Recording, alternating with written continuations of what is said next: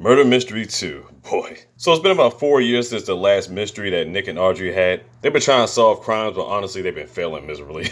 Then they get a call from the Maharaja. We found out his real name is Vic. So Vic is actually supposed to be getting married at the time to this chick named Claudia.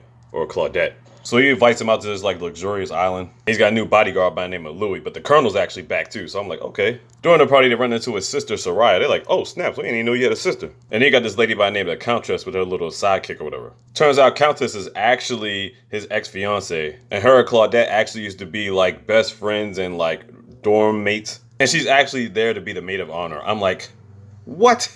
You got your ex-wife and future wife's schoolmate. And she hates how everything is going down, but she's still being the maid of honor. What?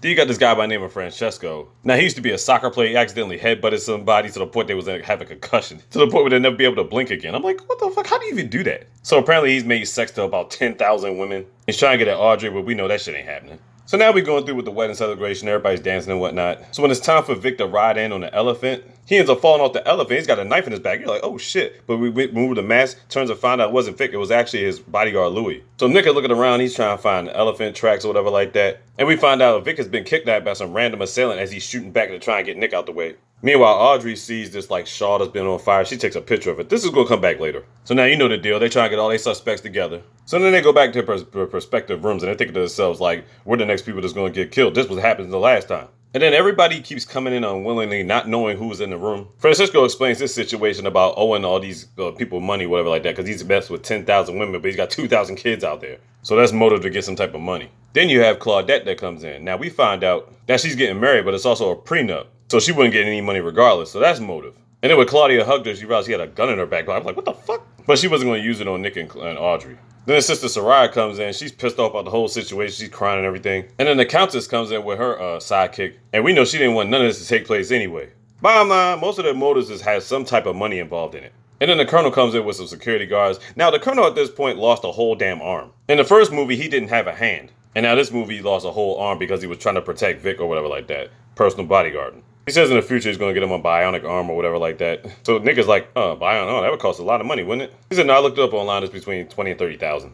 But I'm pretty sure this kidnapper's going to want a whole lot more than that. Then all of a sudden, throughout all this commotion, Nick and Audrey end up passing out. I'm like, what the fuck, were they drug roofied or something? They end up waking back up, they end up going towards the beach. Or everybody's just standing at the beach. We're like, what are they all standing there for? Then all of a sudden, you got this tactical team that's coming out the water that's about to solve this case, led by a dude named Miller. Now, Miller has heard of Nikki and Audrey because of that last escapade that happened 4 years ago. So, bottom line, the killer's going to contact them. The kidnapper's going to contact them, you know what I'm saying, to trace. Bottom line is they got like $50 million to him. That's the ransom. But Francisco was fucking up in the background. He was only supposed to be talking to Nick, and then he jumped up to like 70 million. But they did get his location because they kept him talking for at least 45 seconds. So now Miller's riding with Nick and Audrey. Miller ends up giving Audrey the gun because Nick can't shoot. And Nick takes the briefcase. Now, the kidnappers are telling them to go to this other van. They weren't supposed to get in the van, but the fella put the gun on them or whatever like that. They end up getting in the van. Next thing we know, a scene breaks out in the van, and Nick and Audrey end up beating up all these, kidnappers or whatever. They end up driving into a restaurant, and then they see the thing on the news about, Nick and Audrey are back at it again. They killing kidnappers and all this stuff. We're like, what the fuck? So once again, they got to prove their innocence. So Miller comes in time, whatever like that. He's like, I'm going to get this to the kidnappers myself, whatever like that. So he takes the briefcase, and they're thinking to themselves, what if Miller is the kidnapper? All of a sudden he gets his car, all of a sudden the car blows up. We're like, oh damn, it's not Miller then. Then somebody rides on a motorcycle, digs through the fire and gets the briefcase. And then that person gets hit by a fucking truck, and then that person gets out the truck and then takes the briefcase and it dips off. But the thing is, Nick and Audrey found out the location of where the kidnappers are supposed to be hiding out at or whatever, right? So as it turns out, they get there, but they end up getting caught. So it turns out it's actually the Countess and her lackey. They got the 70 million, they got Nick and Audrey tied up, and they basically about to just light them on fire and burn the whole place down. But she ends up shooting her apprentice in the back. We're like, oh snap. But she wasn't dead yet. She ended up shooting the Countess, and then they both end up done deal dead as shit. Now the place is on fire, they're tied up, that's with tape, they gotta find a way to get out of there. But he forgot he got one of his little business cards for his like detective service or whatever like that. So we're like, what the business card's gonna do? Turns out the business cards are actually have like razor edges or whatever. He's like, oh, we're gonna use that to cut the tape off us. They got out there, they got to jump through the window or whatever like that to fall into the moat because our coat actually caught on fire. So I forgot to say on the news when they were supposed to be framed again. Who's covering the news? Lieutenant Lorenzo, he's back. So basically, they meet him at this like opera or play, and they basically tell him whatever information they need and get the information out or whatever like that. But they need a getaway vehicle, so he's like, all right, we take my car. And they pretend to tie him up so that way he can act like he's being able to give them information or location or whatever. So the good thing for them is they were able to get the briefcase before the whole place caught on fire after they jumped out the window. But they don't trust nobody getting his briefcase or whatever like that because they already had certain people come after him, including the Countess and all that. So once again, they're about to meet everybody in this fancy hotel. It's the Colonel, it's Soraya, it's Francesco, and Claudette.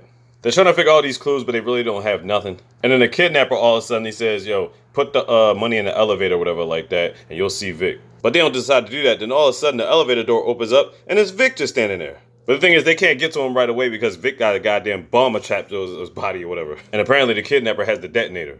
And then Nick is saying to himself, like, he's not going to blow him up. They're like, what are you talking about? There's a countdown on it, whatever like that. He's like, he's not going to blow him up because he wants the money. And the countdown got to 0, and he was right. So at this point, you were thinking to ourselves, well, then who's the kidnapper then? All of a sudden, the glass shatters, and then this dude comes out, and you're like, oh, snap, it's actually Miller. How the hell is he still alive? Well, it turns out Miller was supposed to have the perfect plan. When he went back into the car, he ended up going into like a bulletproof bomb shelter that's inside the car. And one of his agents was the one that was trying to grab the briefcase, the one that came on the motorcycle, but then he got hit by the truck or whatever like that. And guess who was the one that was driving in the truck? The Countess's lackey or whatever. So that's how Miller's plans got fucked up at that point. So now we had this big fight scene with Miller or whatever like that, and Audrey's like hanging on to it, whatever like that, but they're going up and down the Eiffel Tower. It's crazy. They beat all the bad guys, and they finally beat Miller. He somehow gets thrown on top of a freaking helicopter that was about to duff niggas out with a machine gun that was actually still inside the floor, and it fucked up the helicopter and it crashed. So at this point, you think yourself, case solved, right? So remember when Audrey took a picture of the stash that was supposed to be set on fire at the wedding or whatever? Turns out that was actually Soraya's stash, and she secretly wanted to just kill off her brother. So when they pointed out that information, she ended up stashing a gun, and right when she was about to shoot her brother, the colonel jumped in the way, he shot his other arm. I'm like, damn. But they got the drop on her, and she's done deal, she going to jail. And Vic is like, I swear to God, I'm gonna get you these bionic arms, you know what I'm saying? You're gonna be back on your feet, God.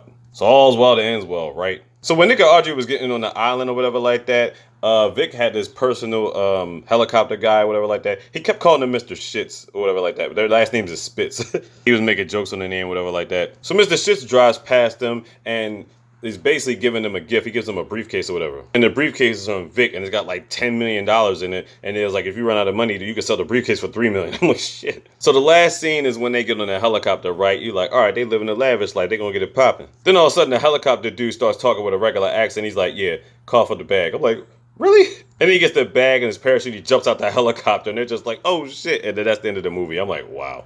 All in all, both of them were pretty good. I like part 1 better because it gave me more to the story, but part 2 wasn't bad either. Murder Mystery 2 on Netflix. Check it out.